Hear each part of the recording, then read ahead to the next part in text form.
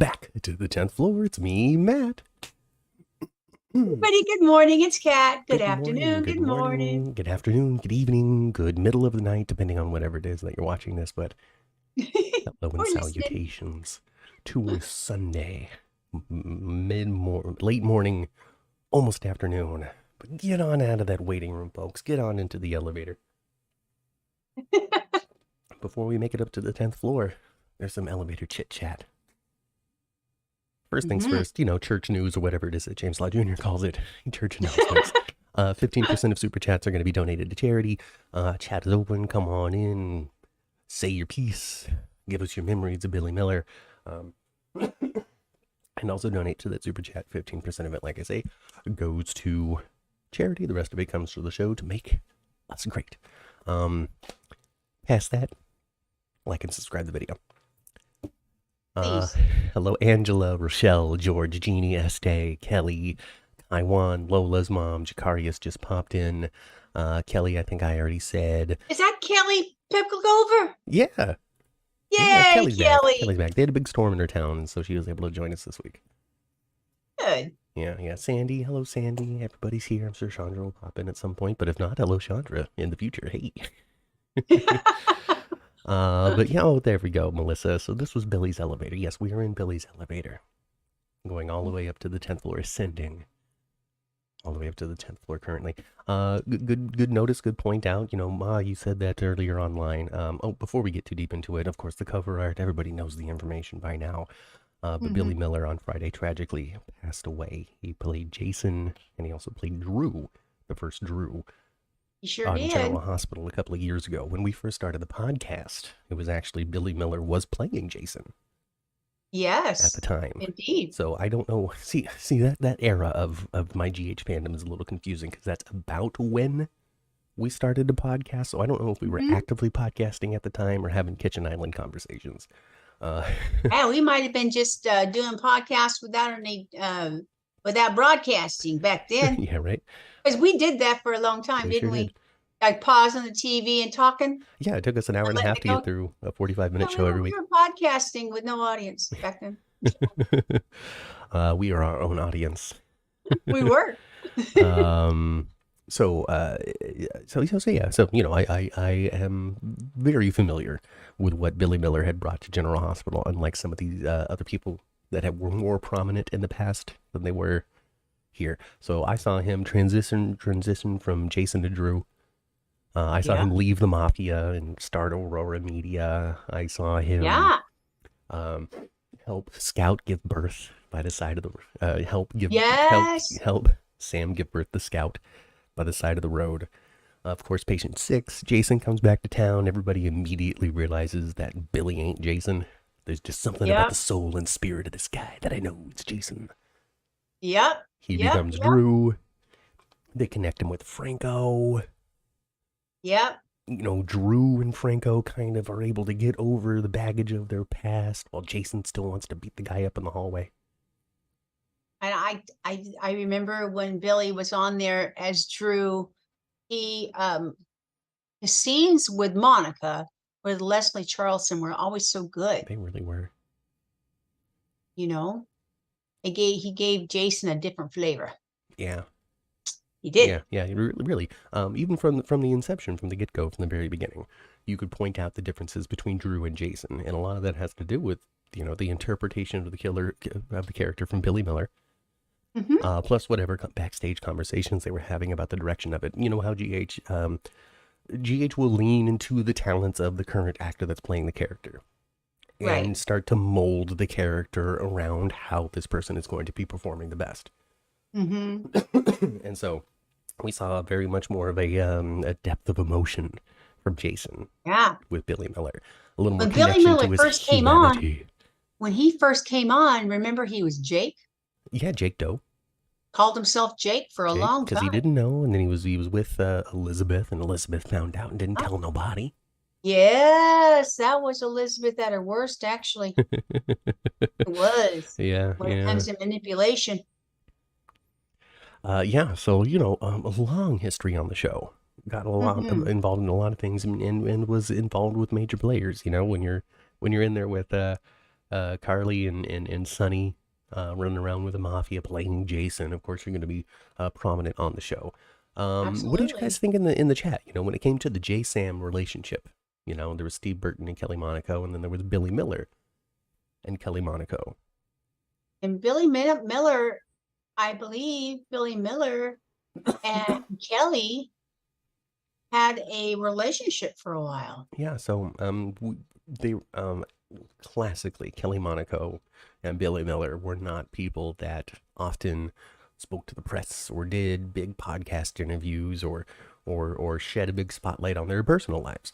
So when it comes to the nature of the relationship, when it comes to 2023, as of last Thursday and Friday, we don't really know. No. If they were involved, if they were not involved, if there was just a depth of love between the two of them as human beings, or what exactly the nature of their relationship was. But clearly, no matter what that relationship was, they were very close as people. Yeah. And so, yeah, when it comes to those that, the people that Billy was a part of the daily life of, or the weekly life of, or the monthly life of, or whatever it might be, this is definitely going to be hitting them the hardest. Us as fans, we get to remember seeing him on TV. We get to remember the characters that he played. We might be able to remember some sound bites of some fun things that he might have said in an interview or on the red carpet or things like that. But when it comes to who Billy Miller was as a person, we don't really know him. We just know his career. So not at all. I was surprised to see that because she doesn't do that many public appearances. It appears, that I know not much that I've heard of. Kelly Monaco is going to do Graceland. She's on the ticket. Yeah, so they even got Walt Willie on that thing, so it seems as though Graceland is a big payday for the actors on GH. Like it. Yeah. So, Kelly's. Goodness. I think she was there last year too, and she's going to be there this year as well. Yeah. And I don't know. The actors, there must be something super fun for the actors to be doing that as well, other than just the personal appearances. Maybe it really feels like a vacation to them in a way. Possibly. Maybe. Possibly. But some of the chat here, Jakaria says, my favorite moment was when Drew finds out that he wasn't Jason. Billy Miller did an amazing job on that scene. Hey, Liz, Sandy. Well, I really enjoyed him too, and I really enjoyed during the time where he was playing Jack, not Jack. Billy Abbott. He was Abbott. playing Billy Abbott. Yeah. He was really good on Young and the Restless. Yeah. He was really good on there. Yeah. Kaiwan says, rest in peace, Billy Miller. I was watching him since he was on Young and the Restless. So yeah. Yes, and he was so good on there. Do you remember when he accidentally ran over his child, I believe, in Young and the Restless? I really didn't watch it in the same amount of detail as you did. The chat. Well, I was actually speaking to Kaiwan. Oh, okay. Kaiwan, do you remember when he accidentally ran over his kid on the show? Yeah, that was so good. That was so good. And really, like what I was trying to... His depiction was so good. I was complimenting him at the top of the hour when it came to bringing a depth of emotion back to Jason that Steve Burton doesn't necessarily prioritize in his performance of Jason, which to me really fed validity into when Steve Burton came back. So I don't know if that was on purpose. I don't know if that was the soap, Frank Valentini and the writers understanding the ebb and flow of an actor. They're gone, they're doing Y&R. That means that eventually they're going to call us and want to come back because they're not really done with soaps like they might have originally intended on being. Plus, friendships, backstage conversations, phone calls, emails, whatever it is that we don't see. So I'm not sure how much of that influenced, the Billy Miller portrayal. You know what I mean? Yeah. Because he wasn't Jason the entire time. And he didn't have brain damage. He had access to emotions. He just carried the memories that weren't his.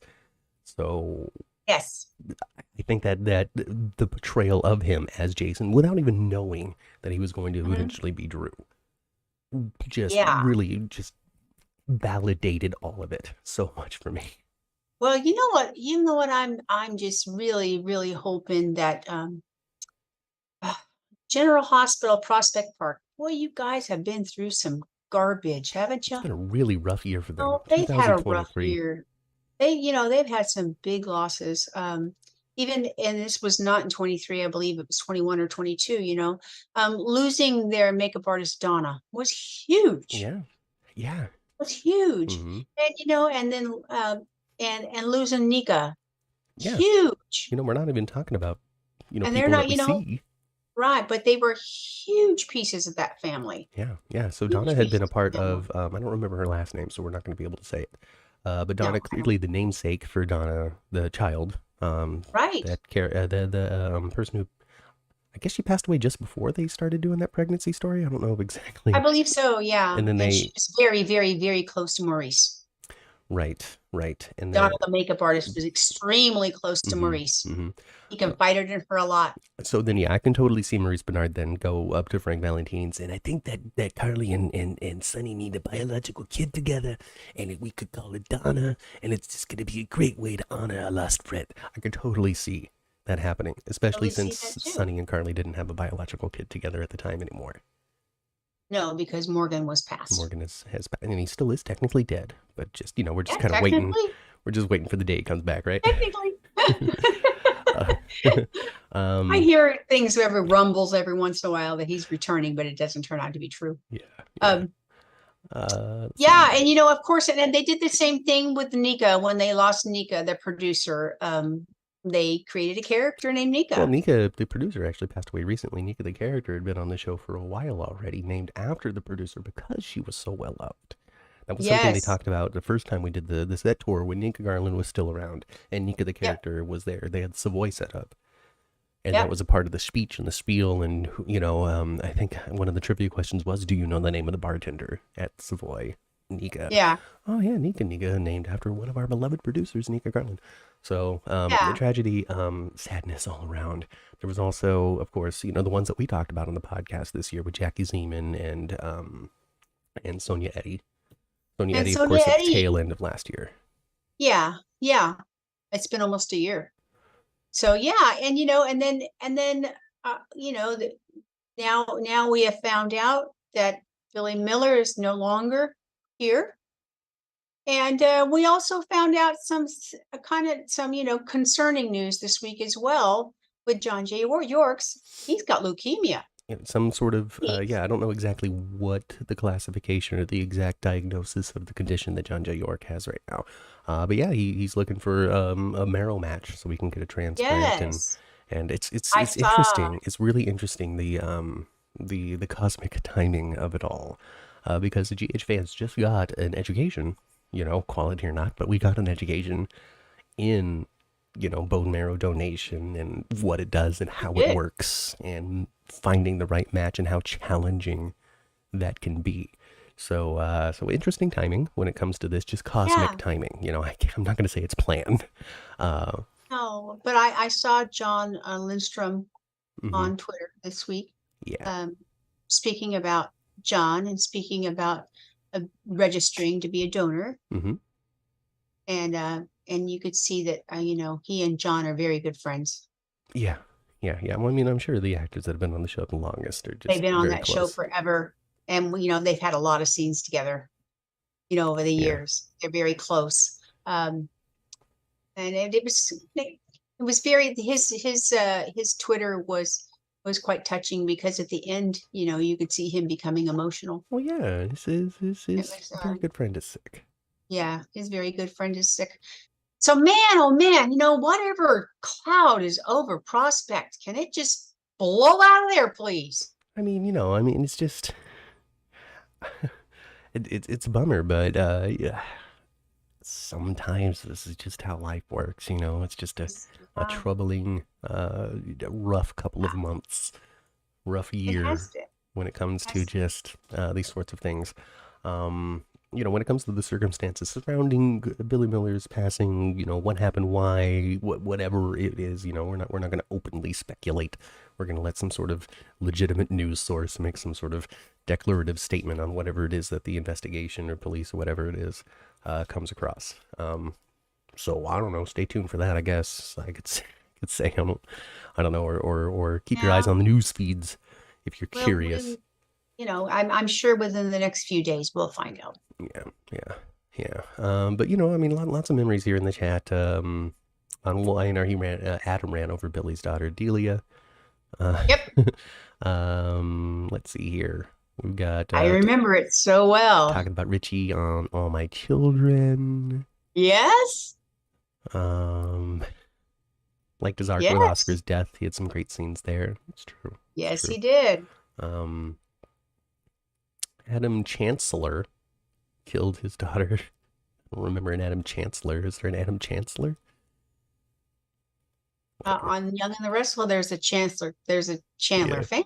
There's a Chancellor family, but not a Chandler family. Chandler is from All My Children. Anyway. Not Chancellor, yes. Billy was Not dating Chandler. Kelly, suggests Carolyn. Yeah, about it's a big question mark up in the air. You know us. We don't like to sit here and say a bunch of untruths unless it's about the fantasy world, about soaps. We'll sit here and lie to your faces every day about the plot of General Hospital, or at least be epically wrong about what we think. But when it comes to the real life interactions, the real life relationships between these people, and that sort of stuff, I'm not going to say. Because I don't know. I think it would just be unfair to Kelly Monaco to be like, the love of her life is... But I don't know that. Yeah, we don't know that. So... We don't know that. Yeah. So... but anyway, I think that's enough time about that. What do you think? Yeah, I think so. So, if you want to continue to talk about it in chat, we won't stop you. And if you say something great, I'll still read it. But... Folks, there was still a whole week of General Hospital that happened, and what better way to honor the legacy and the life of Billy Miller than to talk about the show that he was on last? Yeah, that was his last soap opera. Whether or not he left in great terms, I can't say. Again, real life stuff, I don't want to confirm because I don't know. But we'll talk about GH anyway. Why not? That's what we're here for. It's the 10th floor.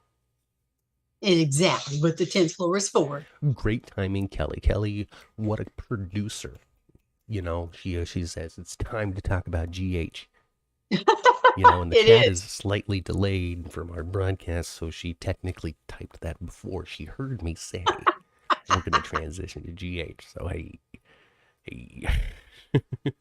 Kelly been gone for weeks, and then she's going to pop back in here and take over and start telling me what to do, just like always. That's what she does.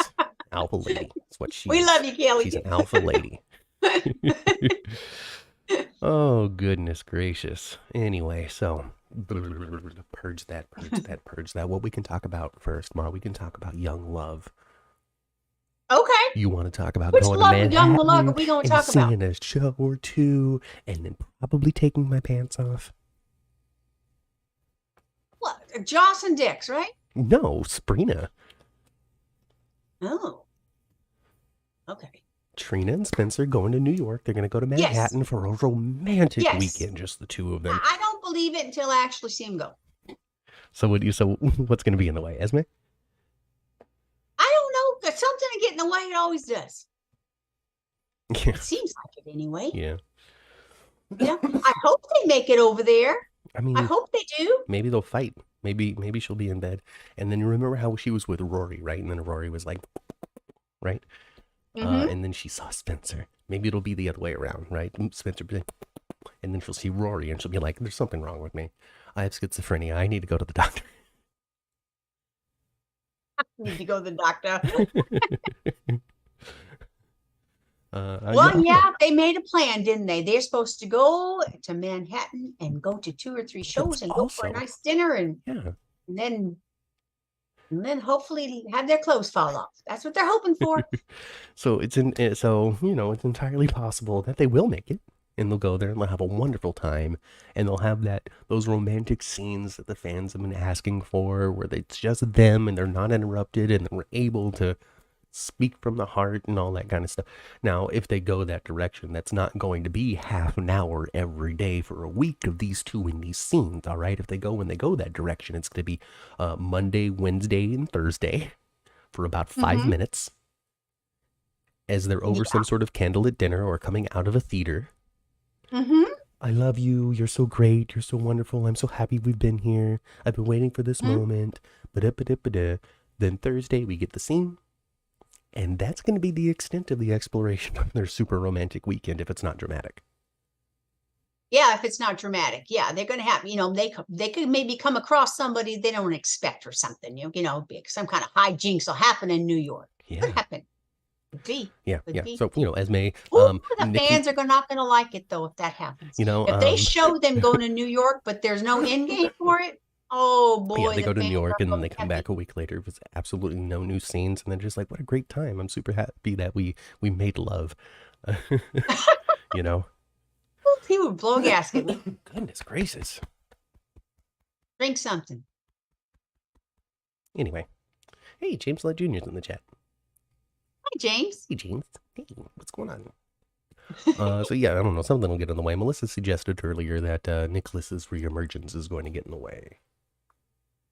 Well, didn't he say, Nicholas said when he was leaving Austin's that it was time for a family reunion. So I figured before he takes off, he's going to show himself to Spencer.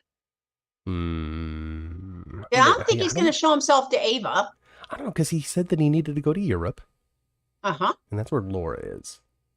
Yep. So maybe he's going to show his face to Laura, because he said, "Hey, I need to prove that I'm alive, so Spencer doesn't take over all my assets. I need my assets."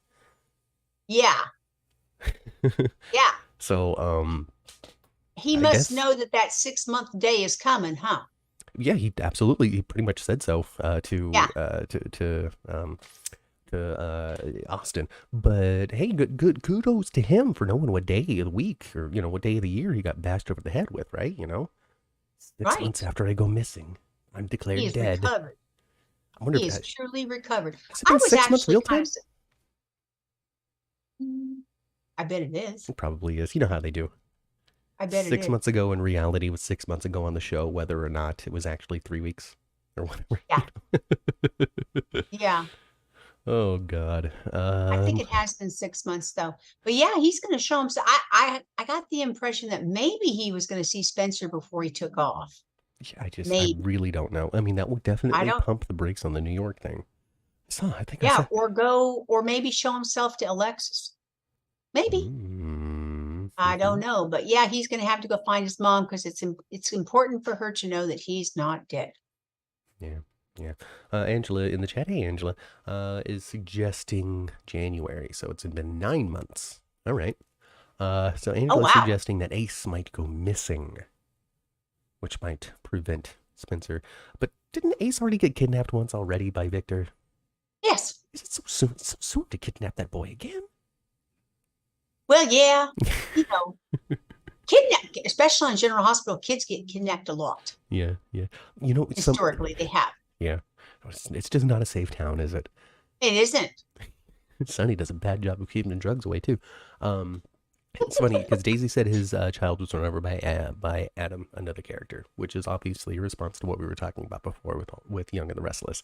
So it's super fun sometimes to see who is watching us super live and who is still a few minutes back on the broadcast.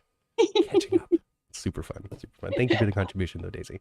Carolyn likes Angela's idea, though, about maybe Nicholas swiping an ace on the way to Europe. Well, so, yeah, I mean, something's got to prevent Sprina from going, or they have to go. Yep. Like, one of those two things is going on. Or, maybe they could maybe just, not have a big old romantic getaway. I mean, Joss and Dex already got DNA all over that dorm room, so might as well, I mean, they put it over that dorm room like in 42 seconds. If you go back to the very beginning of the podcast, you will listen to us talk about Billy Miller for 20 whole minutes. So, do that. We did talk about him quite a bit. Yeah. So, Sprina will see Nicholas at the airport and follow him. Maybe. That would be interesting, Melissa. Melissa, you got to start super chatting because I read you so much. So, you got to make it worth my while now. Yeah, that would be fun. Kidding. That would be fun. That would be fun. Yeah, I don't know. But that's not all. They're off to New York, but we also have 2 more young loves to talk about. All right. Let's reach back. Let's go. Not even reach back, but let's not talk about the other romance of adults. Let's talk about Jake and Charlotte. Oh yeah. They like each other, huh? They They sure do. do. They do. Weren't they they were at Kelly's, weren't they? They were at Kelly's having a, I don't know, a BLT Hmm? and a milkshake or something. Well, they're kind of like I think they're showing the groundwork for the new sets of teens. You know, Absolutely. So this is how it started with when they recast Jocelyn and they introduced Oscar and that sort of stuff. It was like this is the boy I like from the camp. And then this is my first boyfriend. mm-hmm. And then he got brain cancer and died. So He sure did. there's a progression there. Mm-hmm. Yeah. Melissa's literally getting her first paycheck next week. Now, Melissa, your first paycheck of your entire life? And if so, how have you managed that so far? I'm kind of proud of you. Jake is an artist like Elizabeth. Charlotte's a snob like Nicholas. I love it. It's true. All right, so there was some controversy. I can't say huge controversy, but there was some controversy from fandom when it came to this pairing. Why? Well, for starters, there's a lot of people that always go, but what about Emma? What about Emma? She lives in California. She lives in California. She's not on the show. What about Emma? Like the show is not about Emma. Emma's not a character on the show other than somebody that pops in to make Robert smile. You know, Yeah. what about her? She's got her own life. She's going to UCLA or something. She's off in California, gonna come back with a Cameron in tow or something. I was talking on Twitter saying that the best thing for Emma would be to wait until this group are professionals, are doctors, are lawyers, or whatever it is that they're going to be after school. So she can come in and be a professional doctorly rival to Jocelyn. Absolutely. That'd be perfect. Rather than some sort Oh of my college-aged person that's in the way of like That's debts or something. Like that's lame. That's boring. You don't want that for Emma. She I comes would back as a love. kick-ass doctor, like the Ultimo doctor, you know, because she's the kid of Robert and Patrick, Patrick and Robin. Yes. So It she would comes in, be. she kicks ass as a doctor, and Jocelyn's like, WTF, I'm supposed to be the best thing ever. Yeah. Clash. And then fuss about a boy. Oh my gosh. It sends me to Monica and Leslie from the 80s. Yes. So that, I think, would be the best service to a legacy, quote unquote, character such as Emma. Instead of being like, well, what about dating Jake? Hey, they've also aged up Emma out of Jake's age group. Yeah. We haven't seen her, and even though Brooklyn Ray Salazar, I think her name is somewhat tangentially kind of maybe within sort of Hudson West's age group to the extreme. You know, it's not like they're the same age, but when it comes to these like juniors in high school, freshmen in high school type of things, you know, it's cloudy, Yeah. but not wrong. I don't You I know? don't think of Emma as being in Jake's She's at not all. really No, she would I remember her with Jocelyn and with Cameron and with right. Well, the Spencer. character of Emma has definitely aged up to college age. When it comes to Mhm. Brooklyn Ray Sal, I'm gonna look it up right now, or whatever her name is. Brooklyn Ray Silzer. She's 17, and the actor who Well, that plays means Jake she's is just a 15. few months away from being 18 and a fully grown adult with no restrictions on studio time. Or she's 11 months away from that because I didn't see the birthday, just the actual day. But anyway, you know, this if she's a senior, then Hudson West is a sophomore. You know, it's not. Anyway, she's not coming back. Is what I'm saying. I That's the noticed whole him point. too that they cut his hair off, when they had him there with the Boy Scout 2 weeks ago Mm-hmm. in the hospital. Yeah. He had he had your dad's hair from 1977. It looked exactly like your dad's hair from 1977. Yeah, I 2 weeks remember ago when we just saw it. the feather. Yeah, but the color of it, the Yeah, I remember. consistency, the thickness of he had your dad's hair. You said so. Completely. You said as much. But they had given him a haircut in between, and when we saw him with Charlotte, And I really love that they brought back the original Charlotte. I love that. Yeah, that's nice. That's nice. And so I she's love there, that. mouthful of braces, trying to figure it out. Mhm. But people don't like it. They were talking about Emma. They were also talking about also the age difference between Hudson West and Scarlett Fernandez, which isn't much. But they were still like, huh? And then on top of that, what do you think about this, Ma? Because this is just young love, right? This is just going on a date with some girl you think is cute, right? You don't know what you're doing yet. Plus, it was also in secret.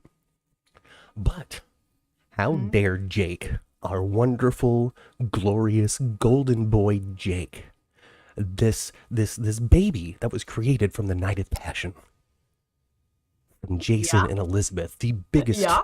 event to ever happen on General Hospital. How could this child ever go on a date with somebody who terrorized his little brother? Oh, well, because teenagers have short-lived memories. Because it happened 2 years ago. It happened a while ago. Didn't really, yeah. Kids aren't that deep, okay? Kids aren't that deep. And it's been plenty of time for them to get over it. And plus, kids are mean to each other. It's kind of a normal thing. Yeah. If I went through life holding a grudge on somebody that teased my little sister, you know, things would be strange for me. Things would have been strange for me growing up. So that didn't happen. I think it's perfectly reasonable after this time has passed. And then people also were saying, well, they're cousins. No, they're not cousins. No, they're not cousins. Not those kids. Aiden and Charlotte, maybe. I don't know. One of them the kids are, but not Jake.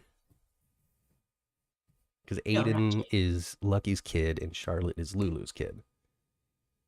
So that makes them cousins. But Jake Yes. is only Aiden's half brother. Yes. Yes. Yes. They do not share the same They daddy. don't. And then I guess the last criticism was if Charlotte was in Aiden's class and Jake is 3 years older than Aiden, then why is this sophomore in high school dating this 7th grader? Which I don't think is Well, really the case, because I feel as though the Aiden and Charlotte age group has been elevated to within 12 months of Jake's. I agree. I think I that they if Jake is a sophomore, then Aiden's a freshman. Yes, I agree. I agree. Yeah, so that I agree. 3-year gap And is they don't gone. really have, if they wanted to keep Hudson around depicting Jake, they kind of had to age him up because my goodness, look how tall he is now. Yeah, he definitely went from he grew a obviously foot. 12 to obviously a teenager. Yes. Yeah, and then they Yes. recast Aiden to Yes. be somebody that is actually, from my understanding, you guys confirmed this for me in the chat because that's what you do. But from my quick tangential, really super fast research, Enzo and Hudson, who are the actors that play Jake and Aiden, are either the same age or Enzo is actually slightly older than Hudson West. Okay. And if that's the case, then we really don't care about what the actual age of these teenagers are. They are just the teens. Maybe I remember when when they showed Jake in the hospital with the Boy Scout and talking with Gregory 2 weeks ago. I thought, what was the point of all that? There was really no point of it, other than showing what a compassionate, grandfatherly person Gregory is. Right. That was the only thing I could get out of that. But maybe it was just wanting us to see Jake leading up to what Yeah, just with a little quick Charlotte. reminder of that Jake is Just a character reminding on the of, show. hey, Jake still exists, Yeah, guys. to just hand one little weird criticism to that scene, and we talked about how kind of awkward it was, is the fact that they gave it to Wyatt, which is that character's kid name. Now, I understand that Frank Valentini loves this kid and has a good relationship with him, and he was on One Life to Live and all that kind of stuff. But it was just very strange that Gregory gave all of this grandfatherly advice to a character that isn't really on the show. Right. Well, you can say Jake is last really time we saw him on the show. last time we saw that Wyatt kid was when Uncle Victor pushed Scotty out the airplane. Remember? Yeah, he was the one that banged. Yeah. He also helped Finn or somebody get who was lost. Or I don't remember exactly what it was, but he's shown up A while ago. in somebody's time of need. And they just always stick him in that Boy Scout uniform no matter what's going on. He's just always in the Always. scout form. Uh, and then what were they doing? They were skateboarding or something? And he hurt himself. I don't remember. Something like that. I don't know.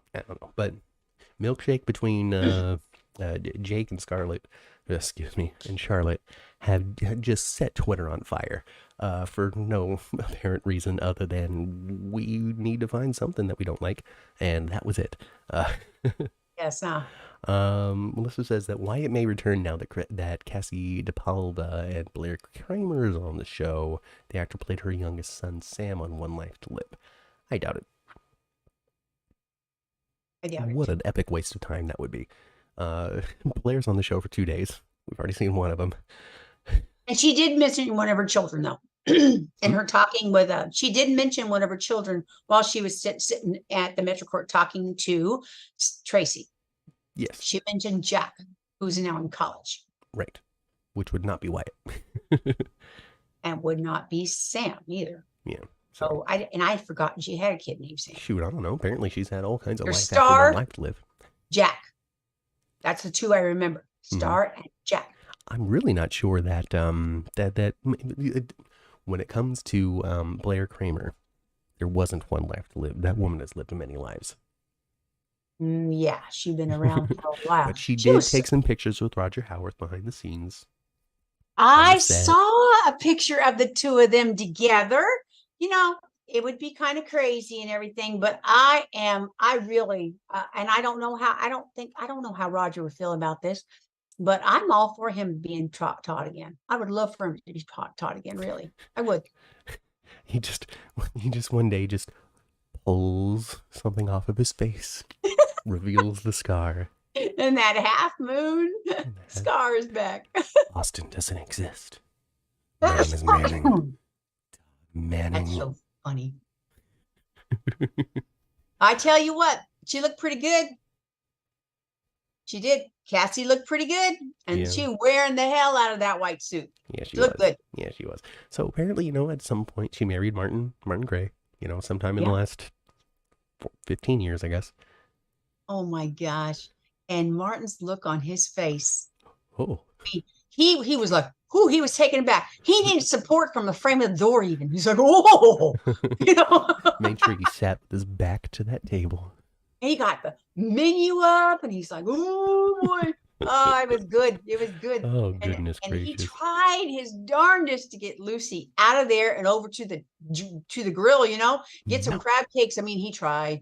He tried, and she's like, "I'm not afraid of Tracy Quartermain." Martin needs to just tell Lucy the truth. I don't understand why he hasn't. It's a soap. That's why he hasn't. But and pretty much Lucy pretty much put it out there. You gave me the ideas for the Deceptor. Would you please stop saying that, please? Yeah. Pillow talk. You gave me. You were the inspiration for the idea. Just don't mention me at all. He needs to say, okay, so yeah, I might have known a little bit about this Deceptor thing, but she never built it. That's the thing. She never built it. She always just talked about it, and she never did it. So I told you to impress you, and it worked because you were impressed. And if she never made it, if it was only an idea that never came to fruition, did she have a copyright? I don't know. It depends on how much she wrote down or got trademarked or anything like that. Even if she never built the idea, but that's right. I think that's the whole caveat. That's why they had to steal the information from ELQ or from Deception and such, is to kind of bolster the false half of that case. Because they were very clear. They finally revealed all of the intentions behind this case. They were trying to get it so Martin gets married. So she doesn't have to pay anymore. It's not about bleed me dry. It's not about the Deceptor or the success of the product line or how much money Deception's making. It is simply because Blair wants to stop paying Martin Gray $50,000 a month, and Tracy wants to stick it to Lucy for that 1% that she holds of BLQ. She wants that 1% back desperately. She don't give a darn about that Deceptor or Deception. She wants that 1%. She wants that vote of Lucy's to be gone. is what she wants. She wants her to not have a voice within that family. I mean, it's an old grudge, but I kind of understand it. Mm-hmm. I kind of understand it. I mean, yes, Alan Quartermain was stupid, Yeah, but it was. stupid when it came to Lucy.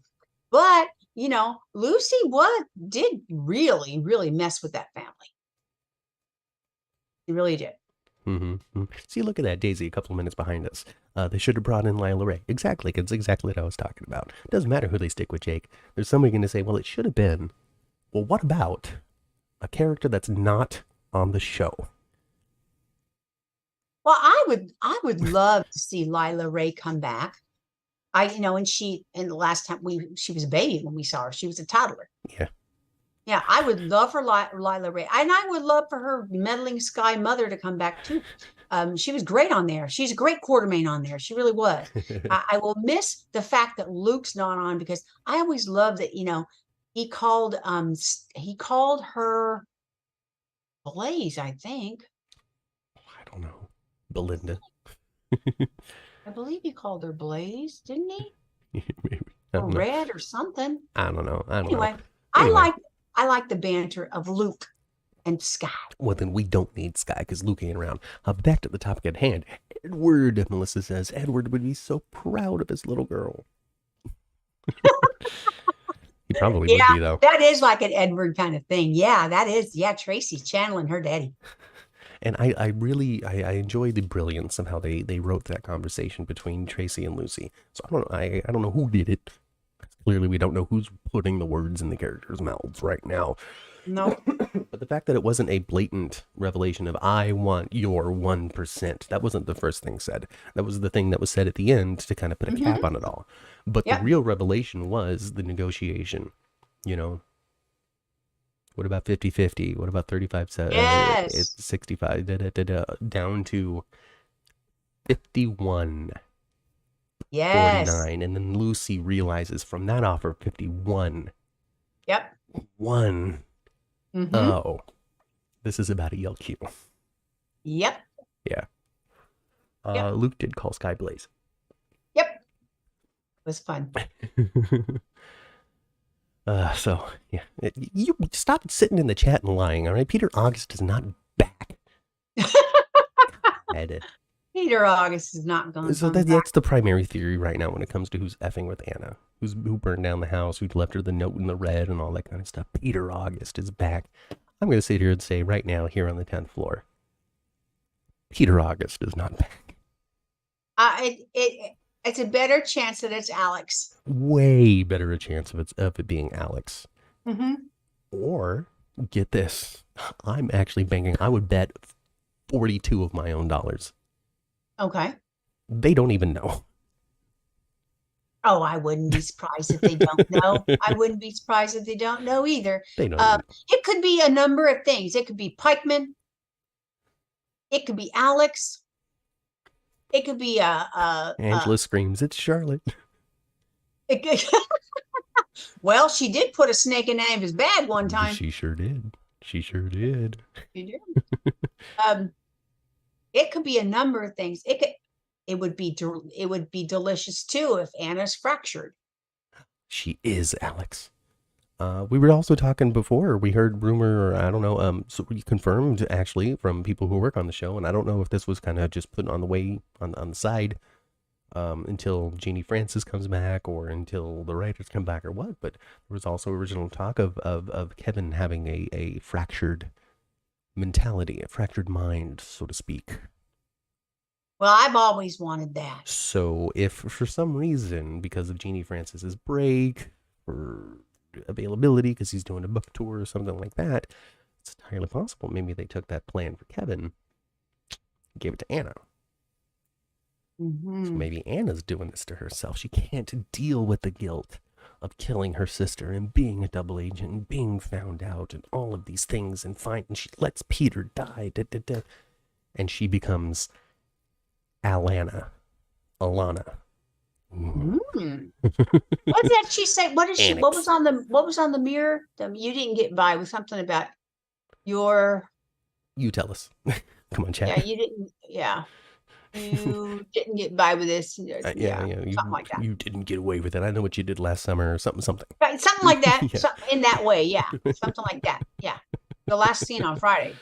Uh, Yeah. Kevin flips into Ryan. Esme's been through enough. Oh, some sympathy for Esme, says Melissa. Anyway, so yeah, I don't know who's terrorizing Anna, but I really don't think that it's Peter August. No, I mean, one, he wasn't well received enough, I think, to return. No, the fans celebrated when he wasn't on there no more. The point was the death of that character. Like, at a certain point, GH realized that people are invested in not seeing this character anymore, and so we're going to build to an epic death. So that character served its purpose. It was a good one, wasn't it? It was a good one. It was a good one. It was about Anna getting away with murdering Peter, in my honest opinion. Boom. There we go. It is entirely possible. Maybe she does feel guilty about it. I mean, she did let him die. You never called the ambulance, did you? You didn't call the ambulance. She feels a lot sadder about it than Felicia does. Felicia pop him in the head again with a rock, no problem. Was a top rock or was a tire iron? It was a tire iron. Tire iron, huh? But Peter was messing with Felicia's baby. She sure was. It may be Heather. Oh. Yeah, see, there you go. It could be any number of people other than Peter. Yeah. It'll be interesting to see. Goodness gracious. Who is terrorizing Anna? We didn't lots of people in town want to know. Yeah. Sonny wants to know too. Yeah. We didn't talk about Esme when we were talking about Spencer and Jocelyn, or Spencer and Trina. So we have to a little bit because she's involved. Okay. She's tangentially involved. She's in there. Okay. Whether it be because she needs just help raising this kid, it's really interesting because there is what the show is doing, and then there's an interpretation of the show by the fans who are on Twitter, which isn't, in my opinion, 1-to-1. It doesn't line up. Because the fans are saying, how come Spencer's interested in Esme? Why is she such a problem? How come she's such a wedge between the success of Trina and Spencer? What I see on the show is an incredible lack of interest on Spencer's part. Yeah. He literally said, like, when Trina was like, well, what about Ace and Esme? He's like, I'll have Alexis looking on Ace, and I don't give a what Esme does while I'm gone. Yeah, but they have had a couple of moments of friendship, of closeness, of understanding, of unity, but I can't say that's anything more than eventually when the time comes for a full forgiveness of Esme. It'll come from Spencer, who has had nothing but positive experiences with her. I don't trust her. She's going to run away. She's going to take all of these things this Esme is not doing. No. She even was like, oh, Trina's here. Let me go away. Yeah. So you guys can have the space. And she leaves the room, and you can see her feeling bummed out about it. But from my perspective, it wasn't, oh man, Trina's got the man that I want. It is, I am so lonely. Yeah. Well, Esme might decide to kind of return to her old ways a little bit, even if she doesn't really know what they are yet. But she might turn to her old ways a bit because, she did eavesdrop on Alexis and Spencer talking. And so I think she was starting to have some real respect for Alexis that may be going away now. Right. Now, whose fault is that, though? That's not Esme's fault. No, it's not Esme's fault. Trying to put the best foot forward, trying to make the good choices, going to work, trying to be a good mother to her kid, trying to survive in a world in which she only gets from people. Yeah. Well, she does not dish any of it out herself. Not currently. Yeah. Not currently. And Spencer thinks he's coming into some money because of the company being, Cassadine Industries, whatever you call it, is going to be his. So he thinks right now. Right. And of course, I think his plan is to move out of Grandma's house. Yeah, clearly that's the plan. Obviously, he's not going to live there forever. And as soon as grandmother and Kevin return, His plan is to skedaddle out of there. Yeah, the only reason he's there is because Laura's not. Like, Yeah. there's all And these different things that are not being taken into consideration, in my opinion, when it comes to it. Now, of course, it's a soap opera. Does that mean that one day they might find themselves a little too close with their lips, and then they kiss and they go, what are we doing? Possible, but I don't think that she's as much of a threat to this relationship between Spencer and Trina, than I think, according to Daisy, Twitter, Reddit, Facebook, are all saying 100% in unison. There's not one person out there on any of these platforms that says otherwise. That, Daisy, I'm sorry, is not true. well, yeah, who knows what she might go to some of her old ways a little bit. She might. It's She possible. might start scheming a little. She might. That's But at what's this been point, missing from her is the schemer part. she doesn't. Yeah, I mean, she's still pretty much the same person. Mhm. The scheming part isn't there. Sure, she still might have some weird attitudes or opinions and stuff, but at this point in her life, they have heavily established that she does not remember any of this stuff. Even Right. Alexis is just playing along with Spencer. Well, even if she is faking, which isn't what Alexis thinks. Mm-mm. They've gone to such lengths to show us and prove to us time and time and time and time and time again that Esme does not remember any of these things, that she is not the same person right now Right. as she was before. And she just gets beat and beat and beat and beat and beat and beat and beat from these people around her when she has no recollection. You can't feel bad about these. I mean, you can, oh, I'm sorry that previous me did this to you. But the real Mhm. connection to those incidences aren't going to be there to truly punish her over. Yeah. And that's always been my opinion on it, at least. I want evil It Esme to happens with her. return. Yeah, that would be great. Ooh. Evil Esme. Evil Esme. I want evil Esme to return because she's just fun to watch. Yeah, for sure.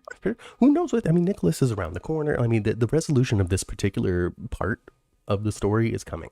And If I can't have evil Esme back, bring me Nell. I like those two we're gonna devilish get back to women. evil Esme. I'm just saying that, like, for now, if she does like start scheming or doing something unscrupulous or things like that, I feel as though the other characters have earned that from her now, while they hadn't earned that from her before. You know how they could really redeem Esme? Let's say Nicholas does take Ace, Mm-hmm. and she's able to rescue him away and get him away from Nicholas. Now Nicholas is a villain big time right now. I mean, he was Mm-hmm. keeping her like, he was keeping her prisoner. So, he's not misunderstood right now. Nicholas is bad right now. Yeah, absolutely. So for her to beat him at one of his own games, and get her baby back Mm-hmm. in some kind of heroic way, Yeah. and then find out perhaps that he's really Spencer's. It's not really Spencer's, but maybe. You don't think so? No. You never know. I know. We never know, but I don't. You don't think so? I don't think so. Why saddle those kids with a baby? Plus, on top of that, too, if that were the case, here's what it is, Ma. If that were the case, that would come out with the next actor to play Spencer. Well, that'd be a ways away, maybe. I mean, knock on whatever wood is around me or whatever, but I don't expect this strike to last 10 years, I know. Eventually, this American Horror, whatever, crime story thing that he's been cast in, it's going to go to production. And then Spencer, one young Nicholas Alexander Chavez, is not going to be re-signing his General Hospital contract. I forgot about that project that got put on the back burner. I'd forgotten about it. There is 0% chance in he's going to play one of the Menendez hockey brothers. sticks that he signs another contract. That doesn't mean that he couldn't come on part-time and still play Spencer in some sort of limited capacity. But when it comes to, I'm signed on for, 51 weeks of the year for 83 episodes and blah, blah, blah, blah, blah, that's not in the future of Nicholas A. Chavez. It's not gonna happen. So So when it comes to something deep like that, like this is actually my kid, I Mhm. would, if I was writing the show, wait for my next actor to do that than to give that to somebody who's just about to say, bye. That's true. That's just how I think about it, at least. That's what I would do. Uh, Understand? Esme will have her memory loss until the statute of limitations expires, so she will not go to jail. Estes says, there is a lot of thought about Esme that the fans and some of these people are doing that the show, I guarantee you, is not doing. She's not waiting for a statute of limitations. We are literally waiting for Jeannie Francis to come back so Nicholas can come back so this story can continue. So she can be reawakened because she's seen Nicholas, or because she can do what Ma said, where she does something to stand up to Nicholas to really anchor in this redemption. That's really what we're waiting for, is simply availability of the other actors. And we've seen it before on GH. We've seen things wait for Anna to come back. We've seen things wait. Gosh, I think it was Peter and Maxie dated for a really like extended period of time, longer than they should have, because we were waiting for other things to align. Same things with Nixon Falls. Why is this going on? Why is this continuing? Why is it because we're waiting for Jason and Carly to get a point in their relationship where when they come back, we have the most drama. It's weird, awkward pacing. It shouldn't happen like that, but that's what happens. And I think that's what we're seeing with Esme more so than anything else, anything than a long-term con or any sort of big plan that she has burning on the back. No, I think what we're getting is legitimately what they're presenting with Esme, and we're just waiting for Jeannie. Probably. People chose Nicholas over Esme. I don't know what that means. Anyway. Oh my God, what is going on? Asks Wolfgang. Everything is going on, Wolfgang. For some reason, whenever you bring up Esme, who is barely on the show now, it becomes a huge, deep conversation about right and wrong. Shall we hate her forever? Or can we find a way forward, recognizing and understanding that maybe she isn't the same person that she was? Well, Alexis didn't want to like her, and she does. She does. She does. Yeah. Didn't want to like her, but she does. And she surprised everybody by being a decent mother. There's not a character on the show that's not surprised that Esme is actually an attentive, good mother. Yeah, she's a great mother. She's a great mother, and Alexis recognizes that too. Yep. But, Alexis is the one that was keeping a file on Esme that Esme discovered. She wasn't looking for it. It fell out of the box, and she went, what is about me in here? Then she overhears this conversation between Spencer and Alexis of, I need you to check in on her. I still don't trust her. And she's just like, what have been the popcorn and the niceness and the bottles and the songs and the me offering you the space with Trina, all of this? Clearly that has meant nothing to you. Clearly you will never trust me no matter what I do, which becomes justification rather than villainy. Yeah. Anyway. I have seen a little bit this week, with Trina, not in dialogue, but you're starting to see some little cracks of real jealousy with Esme. A little bit. Well, she gets to spend so much more time with Spencer, and that's really what the thing is. And she was about to sit down and eat her dinner. Esme was about to sit down and eat her dinner. Yeah. I mean, it makes with Spencer. Okay, well, I guess, we got to criticize Spencer a little bit, because if he was a little more informative of his dinner plans, then mistakes like that won't happen. Right. If Trina never comes around and he shows up with dinner, it's a natural assumption that it's not for Trina. Right. So, Spencer, maybe you should show a little more respect to Esme. Yeah. Well, yeah. Just when it comes to scheduling, when it comes to cohabitating, there's a certain amount of information that needs to be shared. Anyway. All Trina gets is a stinking turtle dove.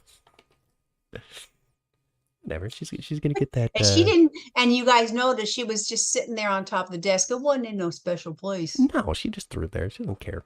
She just put it there. But people are ready, though. People are ready. They're ready and excited to just, I guess, put this episode on their DVRs and back it up and back it up and back it up and back it up and watch whatever love scene might be coming 80,000 times in a row. I'm going to be inundated on Twitter with gifs of young, passionate fraudage. I hope for everybody that happens. Everybody sure seems to want to see it badly. But past them, do you think Cyrus is going to kill Mason? Do I think Cyrus is going to kill who? Mason. Yes, I do. Maybe he's expiring. Maybe he's past his usefulness. Or I think I don't know, but I think, yes, I do think Mason's going to die at either Cyrus's hand, or perhaps he'll die by Sonny's hand. He could even die by Austin's hand. Sorry, my eyes just widened with Daisy. Daisy, one of the most just in the rocks and just implanted in her stance of all of the GH fans that joined us on the 10th floor. I just have to read this statement before we get back to talking about Mason because it hit me like a ton of bricks. In the terms of being the bad guy, Nicholas is a good person and Esme is the bad guy. They both bad in my opinion, Daisy. Anyway, I had to read it because sometimes you say some stuff, Daisy, that just make me go, wow, what an interesting perspective. Well, what really made me think, okay, Nicholas has went over to the dark side again, is locking her up for all those months. Yeah. And then he was not speaking to Austin with like, I'm gonna go prove I'm alive again. I'm gonna go see my mom. That's not what was happening. No. He's like, I need to go show my face and then I'm gonna go in hiding again. And I thought Austin was going to try to stop him physically in some way from leaving. Austin's not like that. They've really gotten back to the original idea of Austin, which is someone that's much more light-touched, lighthearted, isn't as bad as the people around him, just wants to do good, seems to have saved Nicholas out of the kindness of his heart, not necessarily because he was told to by anybody. Seems that way, huh? He's just like, well, I fished him out of that closet and I brought him back to life because he doesn't need to die next to the horses. Right. And he actually wanted him to go show himself to Ava. Yeah. So I think that Austin is just on top of everything. No, Melissa, we're not going to talk about anything that you want to talk about. Anyway, so yeah, so I guess I don't know, because they've really established Mason at this point. It's less threatening. It's less the boss. It's more like direct conversation. Ava, go like a battle of wills against Ava. The Ava wins. Yeah, Ava. I could add her to that list of who could kill Mason. Ava could too. She's so sick of him. She is so sick of him. She's so sick of him. Does he find that to be intimidating? Yeah. He must, because he's constantly sucking on a lollipop. Yeah. It would be funny if someone got him in the eye with one. He's sucking or up on his it. Nose. Ava just needs to Exactly, right? Choking on a lollipop can't make a sound doing this. Well, I don't know about killing him like that. She just watches him. Oh, goodness. Well, you always got to take things to the extreme, just like me. I was just talking about popping him so he's... And that's it. I wasn't talking about killing him with candy. Oh, goodness gracious. It's because Mason is a sucker. Oh, Melissa. I love it, Melissa. Yeah, I don't know. We'll see. Cyrus is still a bad guy. Kind of sad about it. I got the impression this week that Cyrus is really still a bad guy. Yeah, I'm sad about it. So instead of he does seem to be. He's using the Lord as a cover. Yes, he is. And you can't argue. Now you can't not say that he doesn't know the scripture though. He seems to have memorized the Bible and knows how to apply it in conversation. Well, as a child, he was supposed to be raised in the South, right? I guess he would know it well already. You wouldn't know all that stuff just from Sunday school to a certain degree.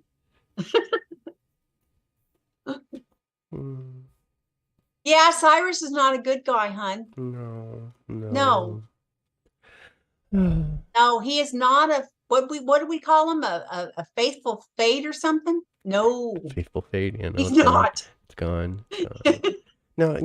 No, he feels righteous. He feels like he's doing the right thing. He's going to focus on those that would harm the world, but he's going to focus on people who harm the world, but in like a horrible, manipulative way. You wouldn't even have this job if it wasn't for me, Warden. You know, That's right. you He know, did put her in her place. He's still, got her underneath his thumb. He does. still is intimidating. Still going to manipulate people. Still going to use violence when he needs to. And Drew wasn't very smart. I mean, my Drew goodness. messed up immediately. Yeah, didn't he? He was like, "Yeah, I'm going to do that," and then effed it up in 5 minutes. And I thought it didn't make sense to me either to be sitting in the common area for a visit with Sonny and Carly and Drew.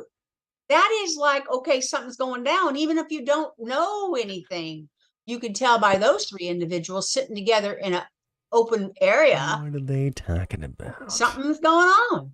What are they talking about? Something is going Cyrus on. is Yeah, Batman. Drew was. That's interesting, Melissa. Yeah, they let that. Yeah, Cyrus is able to find out what was going on pretty quickly. Like in a second. Oh my God! And Drew Drew's not a careful man. And yeah, when it comes, I don't know if you can request where you have your prison meeting though. If like it's a gen pop not a problem, then you must visit each other in the common area. Yeah. Or if it's, can I request to be behind the glass and do the phone thing? But also, how we talk about before, when you're on the phone thing, those conversations are recorded in a matter of record or whatever it is, and they can just listen to it. When you're in this prison public one, it might not be as easy to know what they're talking about than if they were somewhere else. Yeah. But and I really enjoyed Ava and Carly's visit too, because Carly is actually kinder to Ava than she typically is. Not a pushover, but she was nicer and very forthright. Hey, this is what I know, and this is what's happening. Kind of almost saying, hey, girl, we need to be on the same side. Well, yeah. They've been frenemies for longer than they want to admit. I think so too. Yeah. And, and Ava learned something that day too. She didn't know that Austin had been to the prison. Nope. She didn't. Carly told her. Yeah. Yep. Because that part of Austin's life is still a mystery. Pikeman thing. You need to tell us who the Pikeman thing is soon. Is it just Cyrus, or is it somebody else? They got to tell us soon. Yeah. Melissa, you're totally right. This is a key detail, Ma, that we forgot to talk about when it came to Jake and Carl and Charlotte. Yeah. They're going to do a comic book together because she came across these really cool cards. Oh, yeah.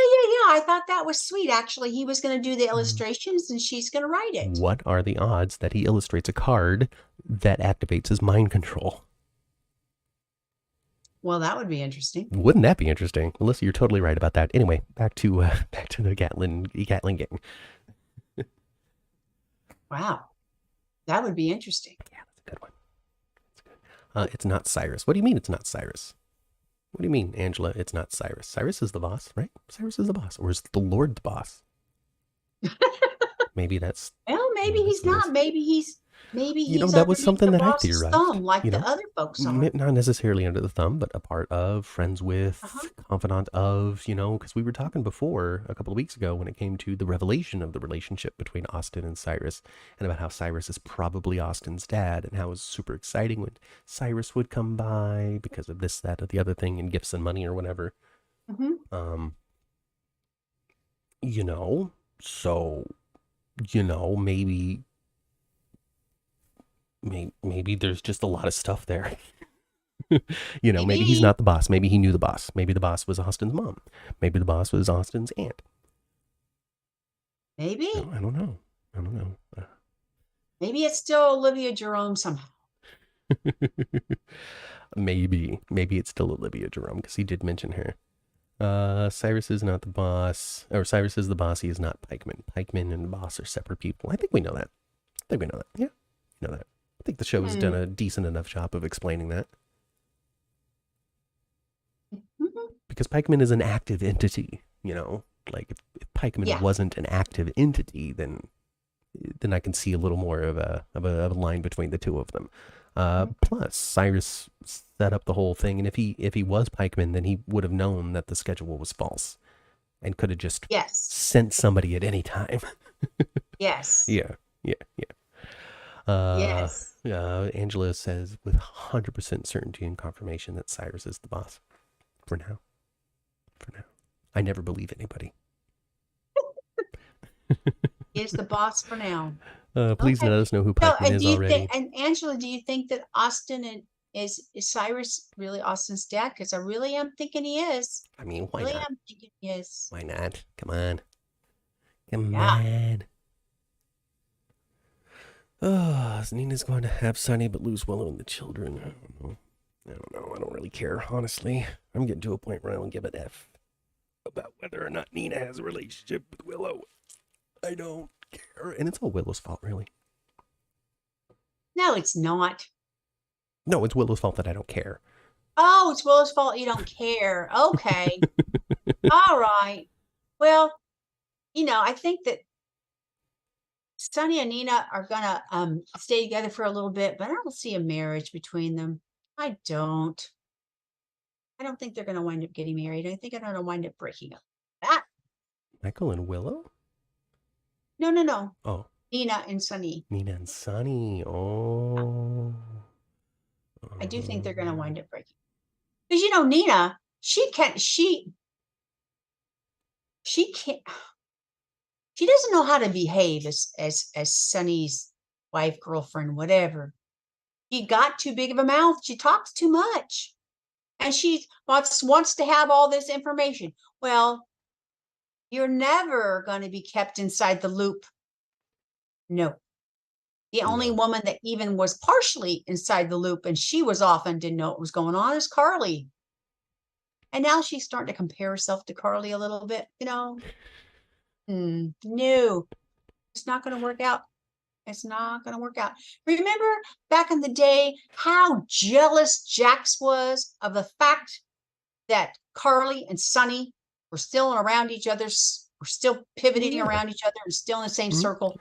He was always pissed about that. I feel like Nina's kind of going to be the same way, She's just always going to be pissed in the fact that, Carly is still in town. Yeah, I don't know, man, because when it comes down to it, like, sincerely, when it comes down to it, beat the Sonny and but the Carly and but the Sonny and but the Carly and but the Sonny and but the Carly can, like, I don't, me, I'm not going to sit here and whine for too long on the podcast. I'll do that privately on my own. But we have been doing 35 years of but the Carly, but the Sonny, but the Carly, but the Sonny, but we can't because they can, but they can, but the Jesus, like, can we just not for once? Can we just not? Well, I can't because of its connection to Carly. Can we just not for one time? Uh-huh. So do you think, the actor strike, is that going to stop new characters from coming on the show? No. If anything, it's going to promote new characters coming on the show because they can't do anything else. Well, that's true because it's a different union. Well, it's a caveat. I mean, we'll see what happens in 2024 when it comes to netcode because that's when it's going to expire. So if netcode expires and they don't re-sign it or whatever, and SAG is still on strike, then I don't know what that's going to look like. Boy, oh boy. Yeah. Thanks, Angela. It's 23 years, not 35 years, but thank you, Angela. But yeah, 23 years. But their relationship, but they're so close. But yeah, okay, they're close. They're close. They're close. But you know what? Nina? You know what, Drew? You know what, whoever else is dating these people? If you just paid enough attention to them and didn't go scamper off and asked the right questions and were tough enough, you're going to keep them. Well, Drew and Carly were doing pretty good until he went to jail. I mean, they were pretty much, doing good, fine. I don't sense any interest from Carly.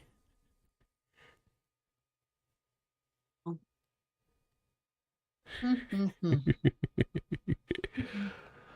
Oh, so whatever. I don't know. Yeah, I don't know. I don't know. I don't need to see Carly and Sonny together anymore. That's all. That's just where it all comes down for me. For me. If you're a Carson fan, have at it. Hope for it. Want it. I think that we I don't think that Carly and Sonny are ever going to be completely done with each other. Really don't. I think they probably have at least another romance between the two of them. Like I said, they have kept Carly and Sonny apart for years before. They have. I've seen them apart for 5 years. They go back together. They always go back together. And I really don't see a reason why they would stop doing that. Real life. If we're looking at it from just an artistic standpoint, from only what these characters would do, or what's right for these characters and the story and the plot and all that kind of stuff, yes. Sonny would disappear with one of two people, Carly or Brenda. Absolutely. When it comes to these characters, if these characters were actual real people capable of making their own decisions that were not influenced by the reality behind the camera. And the reality behind the camera is such that these actors might not really have a whole lot of interest in playing this type of dynamic between these characters any longer. Oh, maybe not. Reason. Maybe not. But, I don't think the Carly Drew relationship has caught fire with the fans as much as GH maybe wanted them to.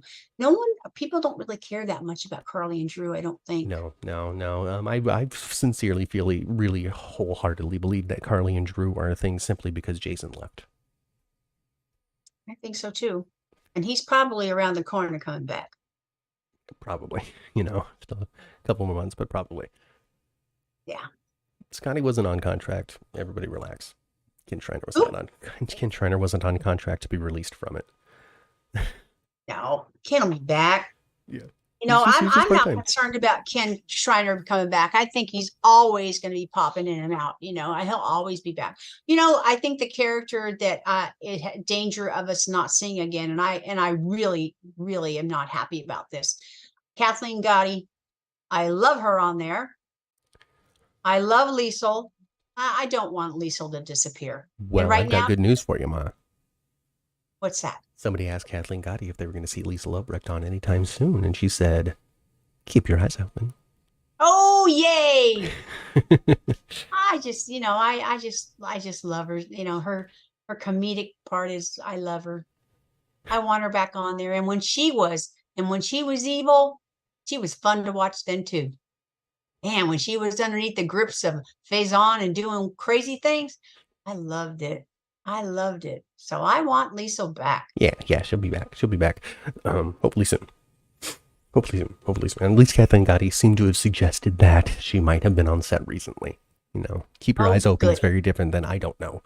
So, and generally speaking, when it comes down to it, I don't find a lot of that sort of misdirection when it comes to the actors that are on the show and when they're going to be on there. I've seen a lot more truth. Like, I haven't been on in weeks.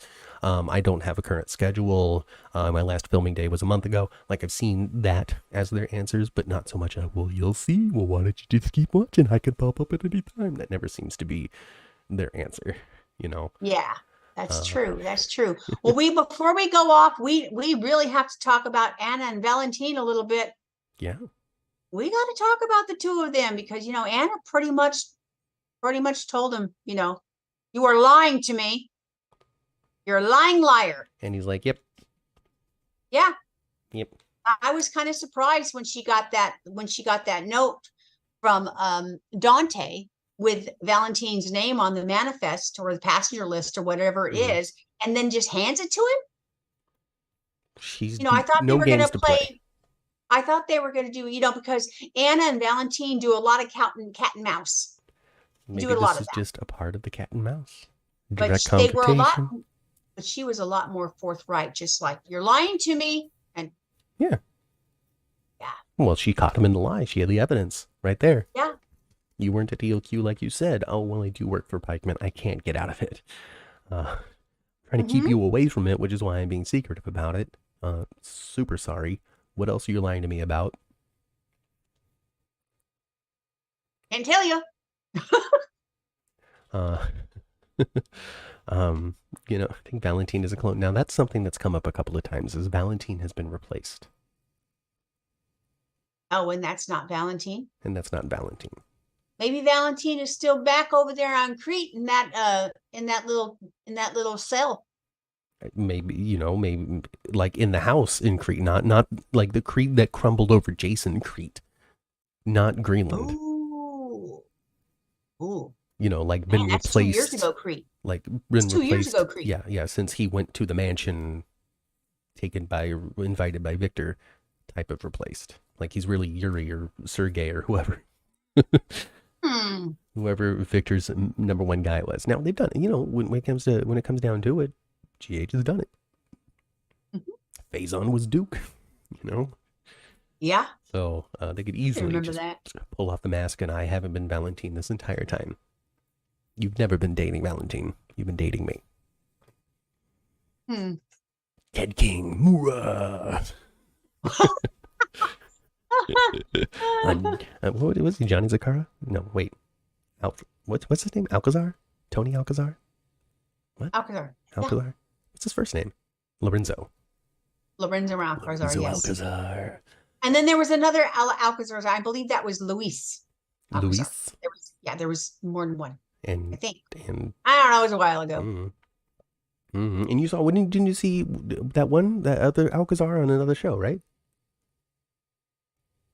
The killer one. Yeah. The Strangler. Yeah. You saw him on something. He was on Firefly Lane. Yeah, that's the show. Yes, he was on Firefly Lane. He was the boyfriend of Kate Heigl's toward the end of and he looks exactly the same. It's like, oh my gosh, that's Diego. That's the killer. He killed Georgie. That's what I thought when I saw him. He killed Georgie. Oh, goodness gracious. Lorenzo and Lewis. Yeah. Hey, Nathan. Luis, though. Luis. Luis. Nathan says, hey, guys. Luis. Yes. And Nathan says, hey, guys, happy Sunday. I have been enjoying the current direction of the show Under the Scabs. You can tell the effort is there in the movie. The storylines are long, and I'm happy so happy that Rena Sofer is coming back as Lois. We'll get to the Rena Sofer thing in a moment. First half of the comment. Strike update. No news. They're still on strike. I don't know what's going on. Nothing. I don't got nothing for you. You don't hear very much in the media about it either. I mean, that's because there's really nothing to talk about right now because nothing's really happening with it. They're still on strike. No meetings. Nothing's going on. Nothing's in production. There hasn't been any sort of big declarative statements from studios saying this is what we're doing for the future. There has been losses. There's been losses of money, losses of income for these studios because of the strikes. But when it comes to the last couple of weeks, there really hasn't been anything new to update people on. And so, we are focused on Donald Trump going to trial. But the first part of that, I'm concerned about that. Actually, I'm concerned about that. Yeah, that's gonna suck. When that fool goes to trial. Yep, that's gonna suck. It's gonna suck because it's gonna be on television a lot. Yeah. I wish that they had said it wasn't gonna be, but it's gonna be. So that's gonna. But luckily, now that we're in the OJ Simpson us again with that baloney. But now that we're in the digital age of streaming, we can still keep up to date when it comes to our programs, and the networks can still get their viewers and all that sort of stuff. When it comes down to it, they when the show is preempted in the majority of markets, but not all markets in the United States, then they will make it free to watch on ABC.com. Before, it is technically always free to watch on ABC.com if you provide your cable or satellite bill. Right. Which sucks because if you're watching it on antenna, you don't have a cable or satellite bill to give them. Right. Which, it's a bummer. But if you give them your cable or satellite bill, then you can go into abc.com and be able to watch their stuff for free, as I understand it. Now, if I'm wrong, tell me, chat, and I'll I'll update people right away. But I believe that's how it works. I hope that you don't, like I said, though, I was concerned about, like when you said, when there's a certain amount of markets, well, they'll preempt it, and it will, and then they don't have a show that day. I hope we don't get into that where it's day after day after day of preemption, and it's not going to go on Hulu at night. It's not going to go on ABC at night, whatever. I hope that doesn't happen. I really feel as though that we're not just going to get huge gaps of nothing. I don't. I feel as though we have I these hope streaming not. setups, and these shows are already on these platforms anyway. That it's there, it's filmed. We got to keep this going. Everything's on strike. Hopefully, it's resolved by March. Right. But if it's not resolved by March, then everybody's on strike. Like this network, the network needs something. We have to do something. There has to be something. Well, I'd already heard that there's a lot of stream platforms that they're pulling a lot of programming from other countries now. Yeah, so they're pulling. And they always, and a They lot have of them been. always have. They have been. They always have been, but it's even more now. But well, it's to me, it's in the marketing. Like Netflix has realized that there's value in like shows from like South Korea and such. Very very popular. Squid Game, super popular, and all kinds of like movies, Train to Busan, all kinds of different things from Korea that are just incredibly popular with American audiences. And Netflix realized that and folded it into their thing and advertise stuff and adapt anime and all kinds of different things that they've really figured out how to do streaming a lot better than some of these other places. Yeah. But I noticed on like Hulu, Hulu's like, well, coming this fall, the new season, this show from China. Not necessarily catch the new season of Abbott Elementary because you're not going to be able to. Right. So that's what's going on there. And I hope this gets done. I don't know. We'll see how long it takes. But hey, just continue to put the stuff on streaming. It's already there. That's what I would like to see. And Angela says maybe they can make the jump to streaming entirely before the thing goes have on. their hand forced to it. Yeah, and we talked about it a couple of weeks ago right here on the 10th floor. I don't remember what show it was on the 10th floor podcast network, but we talked about it a couple of weeks ago. Making the jump over to streaming would not be as devastating as a lot of people think it would be. Days of Our Lives has proved it. Days of Our Lives got renewed for 2 years, not 2 years. So that's good. That's a good sign of things. Days of Our Lives has proved it. And so really when it comes down to it, yeah, I think the question was, well, is it worth sacrificing the 90-year-olds? Yeah. Sorry. Thanks for being with the show for so long. But if you can't figure out how to ask your grandson to set up a streamer for you, then anyway. Yeah. Do you love Violet? Do I love Violet? Of course I love Violet. Okay. Of course I love Violet. She was a little bit snotty the other day. First time I saw her a little bit snotty. Well, what she is serious. Yeah, she was like competitive, huh? We're going to win. Hello. Whip your softball butt. No, it's not.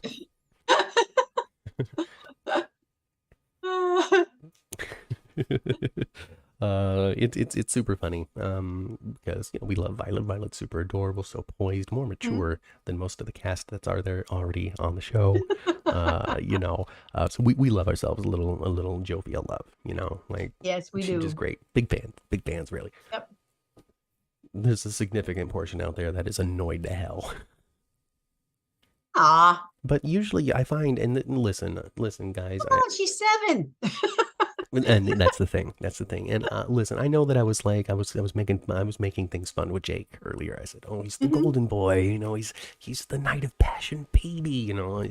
It's just poking fun. It's just being fun. It's just being fun about the extreme fandom that exists for Elizabeth and Jason.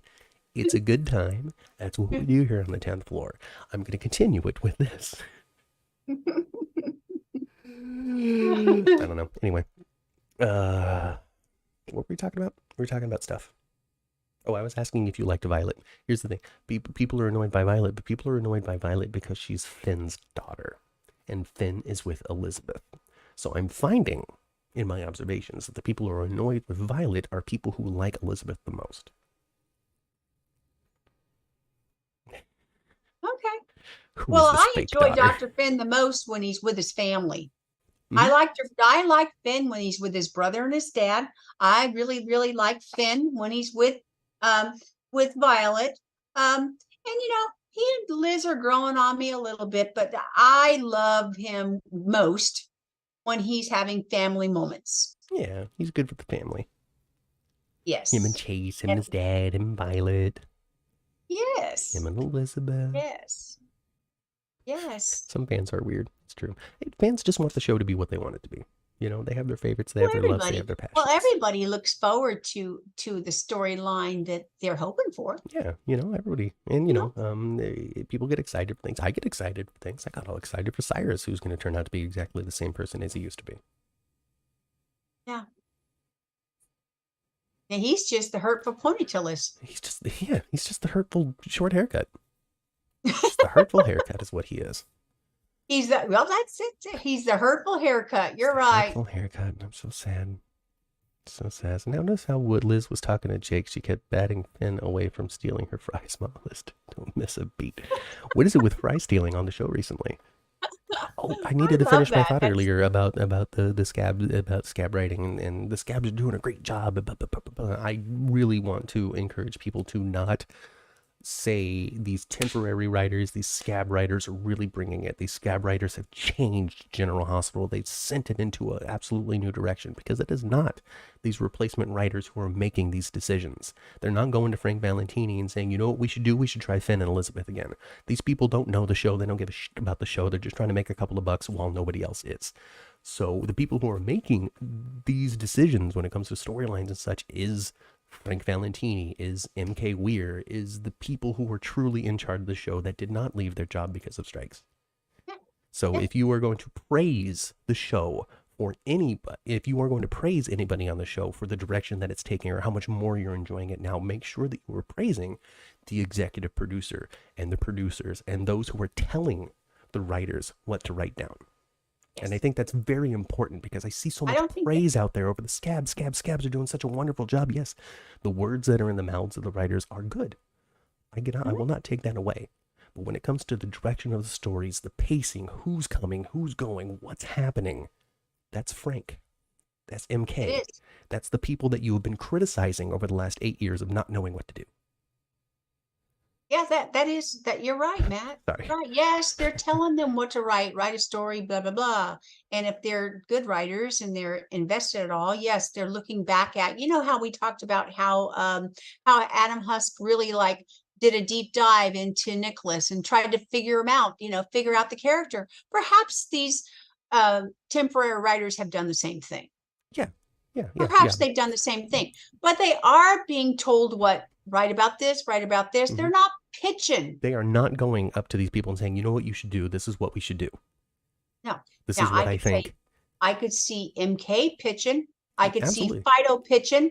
I could see a number of people pitching. Mm-hmm. But the actors, all kinds of different, that we should do. This is what we should do. Here's my thought. Here's my idea. What is probably business as usual. They're just not talking to Chris and Dan. They're talking to Frank and MK. Yeah, and I'm sure that there's more input than there used to be. I would think. I don't know. Yeah. Melissa just... Oh, Melissa, she says the scab writers have really inspired and motivated Frank into a higher level of excellence. Oh my God. You're good. You're good, Melissa. You're good. You really are. You really are. Melissa. Oh, goodness gracious. Hey, you guys. Guess what? I get to see Matthew next month. Yeah, it's very exciting, isn't it? It's very exciting. I know this is the 10th floor, but we are going to the Day of Days next month. And I get to see Matt. And I made my reservations for a hotel yesterday. She's very excited. I'm excited. It's going to be a good time. I get to the Day of Days, and I get to see that on Days for Dummies. We did. Yeah, so that's great. That's really exciting. So it's going to be super fun. Follow us on Twitter for pictures. All that kind of stuff. All that kind of stuff. Anyway, so take what I said about the writers to heart and about the structure of GH to heart, and then take that and then run off, go on to Twitter and Facebook, and say, you know what the 10th floor said? They said this with conviction and with passion, and they're right. And then you can clip it and you can send people links, and they will come and watch it, and they too will be convinced to rush over to Twitter and say, you know what, Frank Valentini, I am actually sorry for responding to all of your tweets with how much I hate you. When it is you that is making the show watchable right now. Thank you, Frank. Thank you. I personally don't see the big difference between before strike, after strike.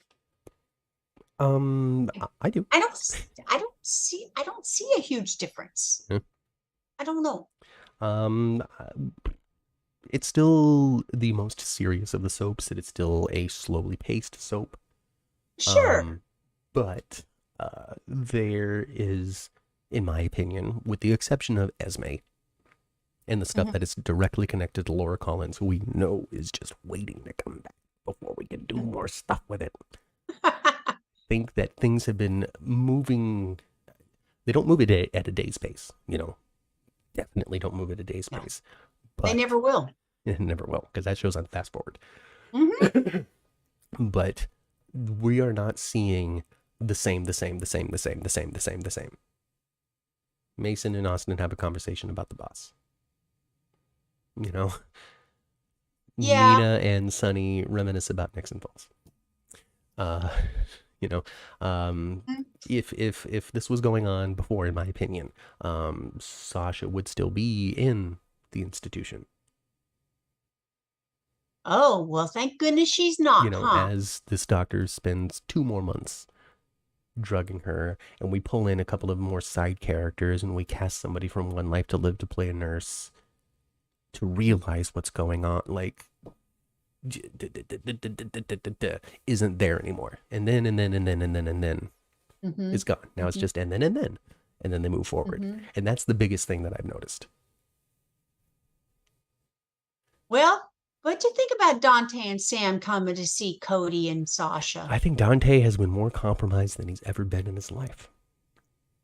Almost as compromised as when he was knee deep in Sonny business. Like, when he's first finding out that Sonny's his father. And that was a long time ago. That was a long time ago. This is a little more swept up in circumstance. Kind of also fueled by the Sonny situation as well, where he's kind of like, you're my dad though, I'm gonna be here for you, even if it's not optically the best thing for me, I'm gonna support you. Like, having that fueled in, and then going over with the Cody thing and being like, well, I technically should be arresting you right now, but I'm not gonna. Oof. And it sounds like Sasha is starting to really wrap her mind around the fact that Gladys did this to her. Really, she just needed to have a night, pass some of that stuff from her system, and be clear-headed. Yep. I guess the only thankful thing that I could say is that whatever drug is being administered to Sasha isn't so intense that it takes 2 weeks of, coming off of it and getting clear-headed and withdrawals and all kinds of stuff. I remember when I was a kid, there was a couple of guys in town that they were heavy into drug use, and they were clean and sober for years, but they were not the same. They were permanently damaged. Yeah, like Ozzy Osbourne. Like Ozzy Osbourne, yeah. I remember there was this guy in town, and we used to call him after he got better. He wasn't all, drug dependent anymore and such an addict. He was better, but he was not the same. We used to call him Steppin' Steve. His name was Steve. We called him Steppin' Steve, and he just walked all over town, and he swung his left arm, like really pendulently, like really swung it as he walked. And he wasn't like, he was just completely damaged from his prior lifestyle. Yeah. His personality never came back. Yeah. His real self never came back. That could have happened to Sasha. But it didn't. It didn't. And now she's. But if they could play that true to life though, if they wanted to, They could, but they're not gonna. She's charging forward. Cody was enough. Cody was enough to get her out of the institution, and now it's gonna be up to Sasha to get Gladys and get the doctor and get back at these people. Yes. Ooh, and I hope that Sasha has a good, like a real strong scene where she's taking charge of it. Whew. Well, there you go. Melissa says that's what happened to Heather Weather because of the LSD. She took some LSD and now became a murderous, crazy person. Yeah, she never got, because early Heather was always crazy and manipulative, but she wasn't, a murderer. It's kind of crazy. Right. Wasn't that kind of crazy? Oh, goodness gracious. Just because fans don't want to watch XYZ does not mean the actors could not act. I don't know, whatever. I think that most people that wind up on the soaps have enough talent, especially General Hospital. Unless you're a day player, it's kind of hard to come across somebody where I'm like, you're just not good. Well, I think, like we've said this before, where you've had actor after actor after actor say, "Oh, I was there for a 10-day run." Yeah. Well, that's because you're on probation for the first 10 days. You have to make sure that you're not poopy. Make sure you get along with people. Don't immediately run in and flip the cake and be like, I'm the star now. There's room for one star, and his name is Maurice Benard. Okay. Well, if you ask him, I'm sure he'd tell you that. Now, if you ask him, he'll say, I've been working on it so hard for the last 2 years to shed this ego. That's part of the reason why I started State of Mind. You should watch it. Because we talk about real things. We talk about the things that are important in life. We get down in there. I do enjoy State of Mind. I do. That is exactly how we would respond to that question, by the way. I agree with you. Oh, and I saw his boy showed up this week, Joshua Benard, right there. Oh, yeah. Little Adam trying to be like, oh, Jocelyn, you're back in town. Oh, you've got a boyfriend that looks 10 years older than me. I'm going to go slink off. This is the beginning of the end for Dex, you guys. It is the beginning of the end for Dex. And I think that there is going to be some secrets about Dex coming up. I think Dex has had an agenda coming into town. Yeah, I think that Dex has had a secret agenda coming into town. I think he's a little more on the we got to get Sonny side than he's been leading on. I think he's been some kind of undercover for something. Because even if it wasn't the flash drive that he threw away in the public garbage can that sent the FBI, throwing it in the public garbage can was stupid. And he's kind of like, well, I know it was dumb. I shouldn't have done that. Because now he's backtracking, having to justify this decision that he thought was going to be the end of the whole thing. And then when it comes down to it, we don't know how Dex responds to a true threat, a true romantic threat. Because Cameron was not one. No, Adam isn't one either. But that doesn't mean that Dex might not think that there's something going on, or he needs to be driven away from Joss or something. Yeah, and Joshua is going to be. I don't forgot what character does he play. His name's not Joshua. Anyway, he's pre-med like Joss. Yeah, Adam. There you go. He's pre-med like Josh, so that would maybe show them, maybe a little more in the same circle. So, like you said, Joshua's going to be on the show. Bernard's going to be on the show, so we will see his face more often. Yes. Now on the show, it's not like he signed a contract or has a deal or anything, but yeah, he'll be on. He does have his dad's eyes. Adam's creepy, I guess. I don't know. He does. It's weird when it comes to the nepotism casting and stuff. It's just awkward, because I know that it's Maurice Benard's kid, and I know that he got that job because he's Maurice Benard's kid, and so it's a little more difficult for me to engage with the actor, going, oh well, here's Mo's kid who got this job because Mo said, hey, I want my kid to do this, and so it's just a little more difficult for me to be invested in Adam being on the show long term or anything like that. Knowing that he's Maurice Benard's child, not playing Sonny's kid. I don't know. It's just weird for me. It's just weird. That's all I can say is it's weird. Well, I'm okay with it. I don't care. Yeah. What I want to see is that Joshua Benard is a good actor. That's what I want to see. That's what I want to see. Not just somebody that's been like, yeah, you're great son his whole life. I want to see that he's a good actor. That's what I want to see. Yeah. Why not? Well, I want to see that too. Because I want everybody to be good. And I want the show to be great. And I want everybody to love it. I want somebody to turn it on. And then for 42 minutes or 38 minutes or however long the show is actually on, they are watching it and they love it. That's what I want for everybody. Sure. Joss is going to get pregnant. Nah. I mean, someday. But not soon. I don't think so. No. I don't think so either. No.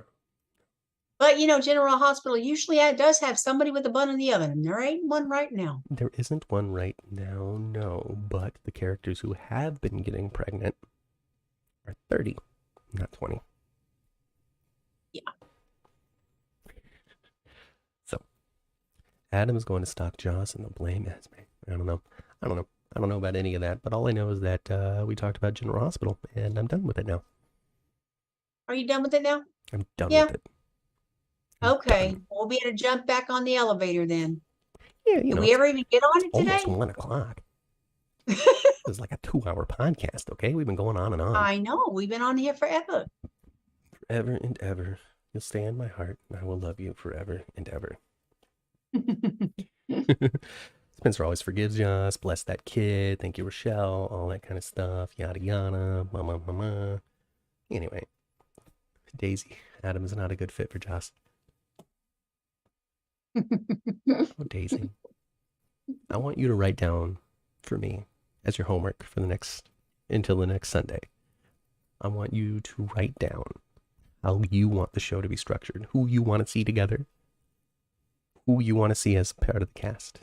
Now, keep in mind, Daisy, you have a limited number of people that you can have on the show in significant ways. You can only have about 10 characters that actually matter. Everybody else just supports those 10. Much, huh? Pretty much. So, I'd be curious. Everybody else do that too. Submit it. Send it on Twitter or email it to me. You know, that'll be a fun thought experiment. What makeup of the cast do you think would be best? Keeping in mind that you can only have about 10 people that matter. Yeah. Everybody else just supports those 10. Yeah. For example, Ava matters. She does. Austin supports Ava. Yeah. I'm all for Austin turning into Todd Manning. How about y'all?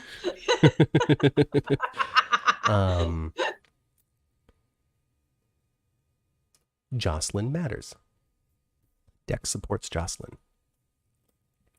Trina supports Jocelyn. Spencer supports Jocelyn. Cameron supports Jocelyn. Jocelyn is the young adult that matters. Everybody else is around her. Controversy. Do I really believe it, or am I just making stuff up at this point?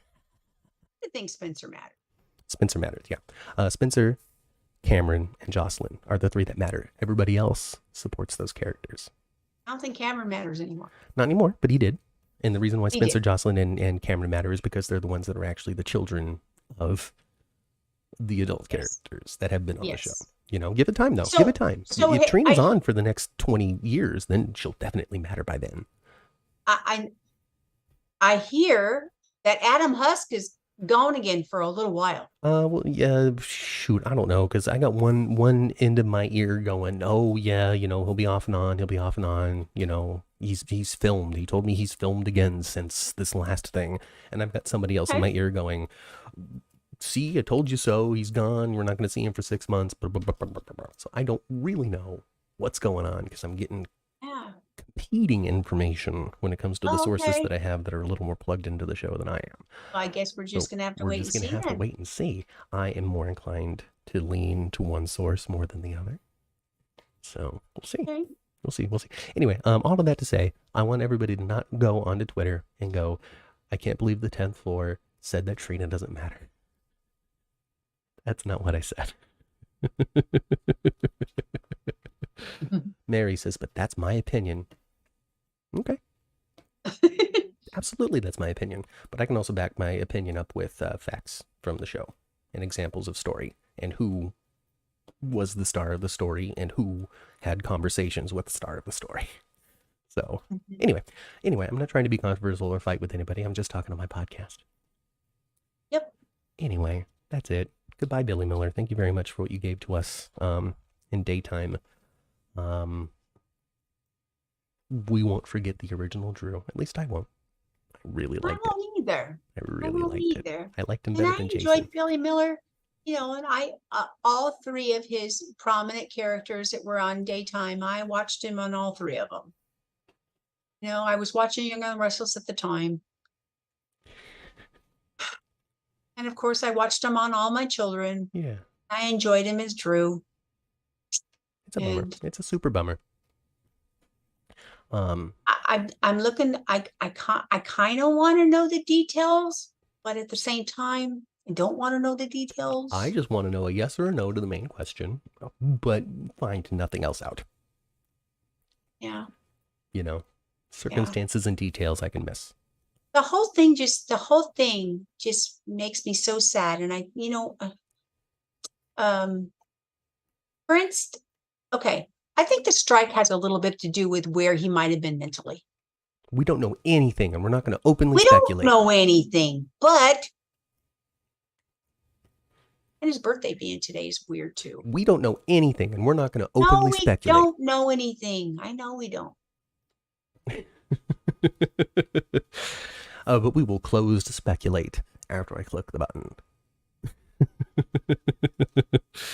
Anyway, folks, thanks for joining us here on the 10th floor. We're going to get out of here. We're going to go back into the elevator. We're going to go back down to the first floor. And while we're going back down to the first floor, you folks are going to do your job. And like and subscribe. Like the video. Subscribe to the channel if you haven't done so.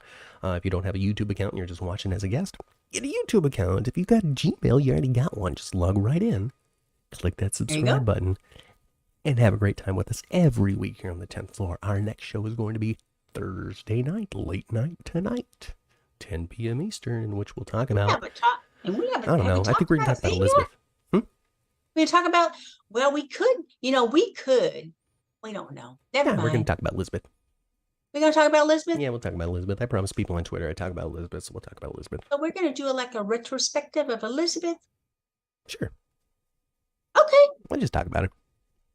All right. We talk about Liz. The incident in the boxcar, all sorts of stuff. Thank you very much for liking it. And our disappointment of not ever meeting Biz. Yeah. 254 views. That can't be right. 255 views. Wow, a lot of people watched this one. Thanks, everybody. Anyway. Yeah, thank you, guys. Because I said goodbye, Billy Miller, on the cover art. Anyway, that's it for us. We're getting on the elevator down to the first floor, get into the parking garage, turn your radios to previous episodes of the 10th floor, which you can find on all of your favorite podcasting platforms. You can find the audio version of this show, of also Days for Dummies, and also Late Night Tonight, available on your podcaster. Just search 10th Floor Podcasts, and you will. It's so easy to find, you guys. It really is easy to find. Really is easy to find. I'm wondering how it's going to affect our General Hospital listings. Hopefully it won't. Hopefully not. Whatever. We're doing a lot more now anyway. It's super fun. If you can, give to the show. 15% of it will go to charity. So if that's buymeacoffee.com/10th floor or a super chat option here on YouTube, you may do that. 15% goes to charity. Everything else goes to keeping the show on the air.